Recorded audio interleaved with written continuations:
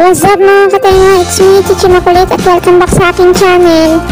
Guys, pupunta tayo sa sa Shoppers Mate. Doon may mabili ng damit pero may bilihan din doon ng gamot. So ituturo ko sa inyo saan banda. Tandaan nyo lang ito, pag nakikita sa Simchu, nandito tayo sa may R7. Ayan, diretsuhin mo lang dito. Yan, mga dalawang kanto ang layo. Tapos madadaanan mo itong paypayan dito sa kanan. Pero dire-diretso lang tayo. Tapos makikita mo yung bilihan ng milk tea.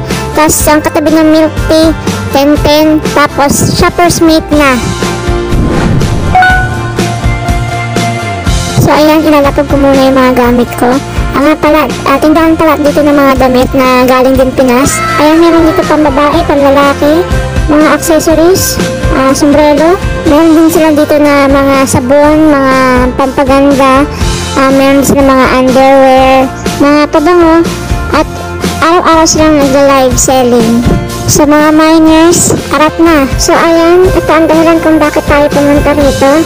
Yan, kung makikita nyo iba-ibang klaseng gamot. Meron ditong vitamins, mga panahid sa masakit na katawan, masakit na kasukasuhan. Yan, mga food supplement.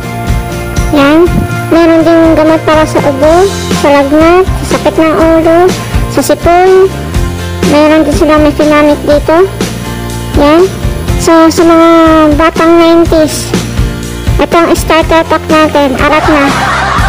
So, ayan, kumpleto na yung mga kailangan ko. Magabayad na ako. So, dito na natatapos ang aking for today's video.